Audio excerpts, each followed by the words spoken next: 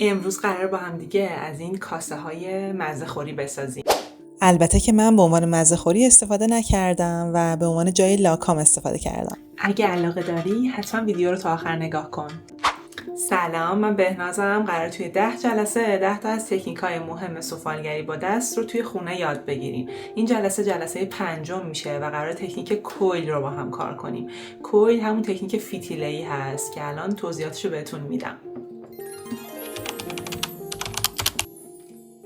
خب ببینیم به صورت کلی تکنیک فتیله‌ای یا به اصطلاح انگلیسی بهش میگن کویل، تکنیکی هستش که با همون فتیله هایی که ما تو جلسه قبلی یاد گرفتیم با همونا ساخته میشه. برای چه ظروفی کاربرد داره؟ مثلا ما اگر بخوایم یه سری ظرفایی بسازیم که سایزشون بزرگتر باشه، حجم بیشتری داشته باشن و خب چرخ سفالگری هم نداشته باشیم، از این تکنیک بهتر استفاده کنیم. توی جلسه دوم ما تکنیک پینچ رو یاد گرفتیم. پینچ در واقع همون تکنیکی بود که با حرکت دستمون یه گوله‌گیر رو تبدیل می‌کردیم به یه پیاله. اون تکنیک برای ظروف کوچیک کاربرد داره. اگه شما بخواید به جای یه پیاله یه کاسه بزرگ بسازین، نمیتونین طبیعتاً از اون تکنیک استفاده کنین. نیازه که یا از اسلب استفاده کنین که تو جلسه قبلی ما توضیحش دادیم، یا از این تکنیک کویل استفاده کنین. کویل در واقع همون فتیله ها هستن. فتیله ها رو ما با حرکت دستمون به صورت رولی میسازیمش و چند روش داره. یه روشش اینه که اون فتیله هایی که میسازیم و به عنوان یه بستر و عنصر زیبایی شناسی و فیزیکی توی کارمون نگهش میداریم.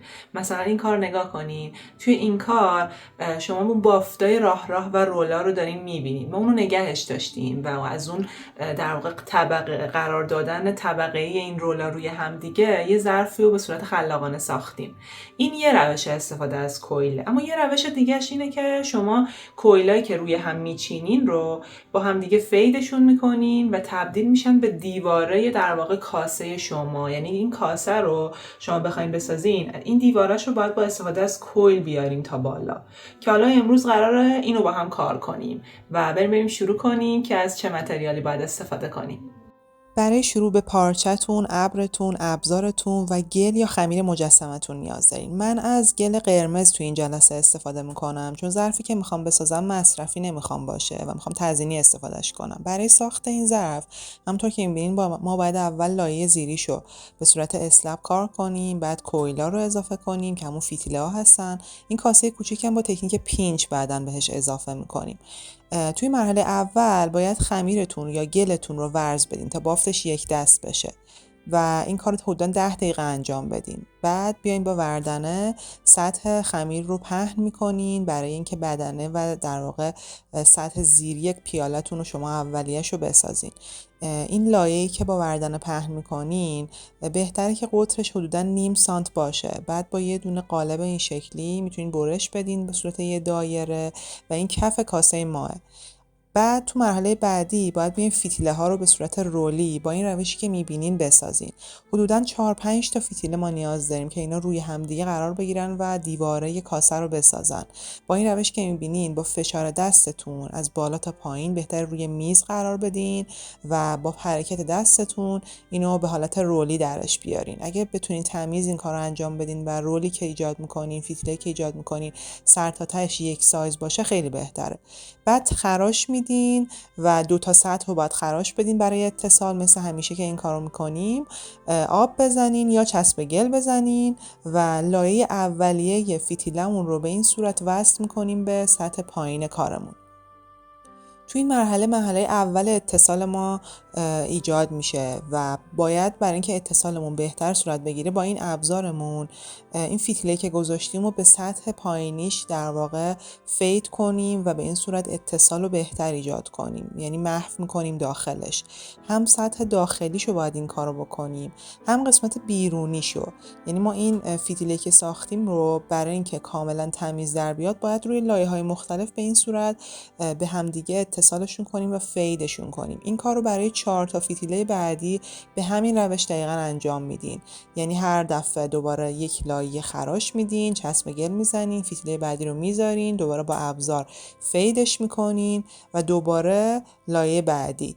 اینو باید تا 4 مرحله به این صورت که میبینین انجام بدین. اگر که برای لایه‌های بعدی فتیلتون کم اومد مثل الان، میتونین یه فتیله دیگه اضافه کنین، چون خمیرتون الان یا گلتون الان خیلی خیسه و نرمه، اتصالش خوب صورت میگیره و حساسیت به خرج ندین، مطمئن باشین که درست میشه.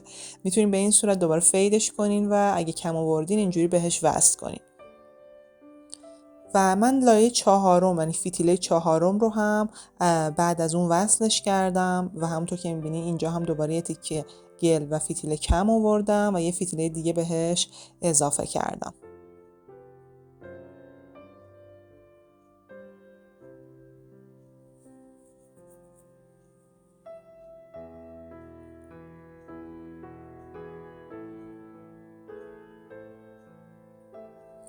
به آرامی باید فید کنین و این ارتفاع کارتون رو بسنجین. اگه دوست داشته باشین میتونین ارتفاعش رو بیشتر کنین و فتیله های بیشتری بذارین. یه چیزی که باید دقت کنین اینه که کارتون وقتی خوش میشه چند سایز کوچیک‌تر میشه بچه‌ها. حواستون باشه اگه کارتون میخواین بزرگ باشه اینو در نظر بگیرین. مثلا من اگه دیدین کارتون فرو رفتگی داره میتونین یه گلی هم بهش اضافه کنین که فرو رفتگی‌ها رو بپوشونه و کارتون تمیزتر بشه. توی مرحله بعدی یه کوچولو میتونین تمیزکاری کنین، هم با دستتون میتونین این کارو بکنین، هم با ابرتون رو داخل آب بزنین، یه کوچولو نمدار که شد، این باید در واقع کارتون رو الان تمیزش کنین که این کثیفیایی که ایجاد شده کاملا صاف بشه و اون اتصاله بهتر صورت بگیره و دیواره کاسه ما تمیزتر در بیاد. من اینجا تصمیم گرفتم یه دونه دیگه فتیله دیگه بهش اضافه کنم. می‌خواستم ارتفاع کارم بیشتر باشه، چون حس می‌کردم وقتی خوش بشه خیلی دیگه کوچیک میشه. یه فتیله دیگه اضافه کردم و با همون روش دوباره فیدش کردم که ارتفاع کارم رو بیشترش کنم.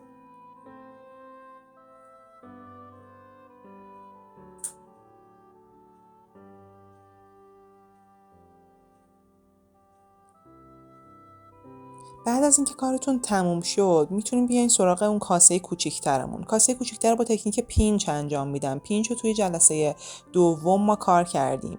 اول یه گوله گل رو درست میکنیم، بعد با حرکت انگشتم و فشار دستم، همینطور آب که بهش میزنم، با چرخش دستم یه کاسه کوچیک ایجاد میکنم و این کاملا با حرکت دستم شکل میگیره. هر موقع دیدین کارتون ترک خورد بهش آب بزنین که این فرمه رو بهتر بتونین ایجاد کنین.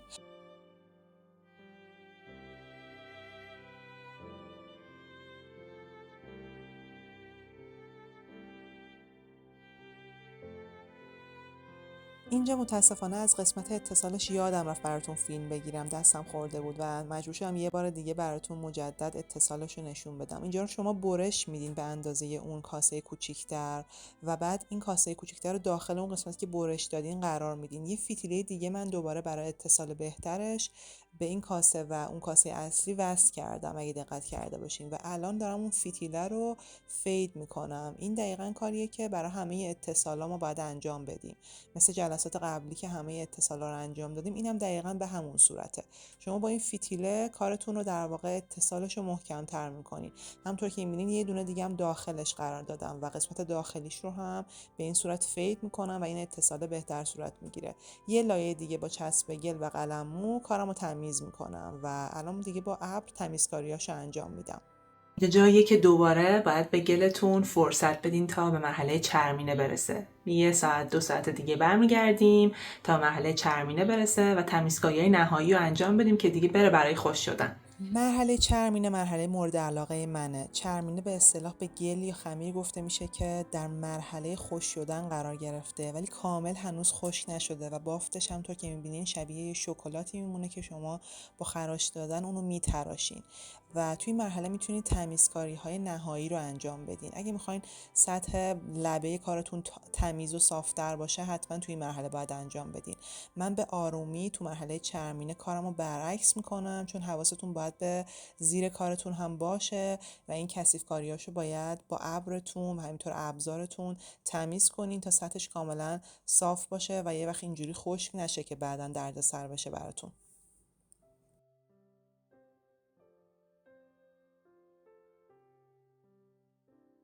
بعد از تمیزکاری‌های نهایی یه نایلون رو کارتون میکشین و 1 روز بعد برمیگردین. که تا اینجا ویدیو برات مفید بود یادت نره سابسکرایب کنی و لایک کنی و زنگوله رو روشن کنی تا از این ویدیوها حمایت بشه و منم بتونم ادامه بدم. حدوداً 1 الی 1.5 روز باید فرصت بدیم به گل یا خمیرتون که خوش بشه. برای مرحله نقاشیش من تصمیم گرفتم نقاشیشو شبیه همون مجموعه قبلی کار کنم که با اون ست باشه و روی میز آرایشم بتونم استفاده کنم.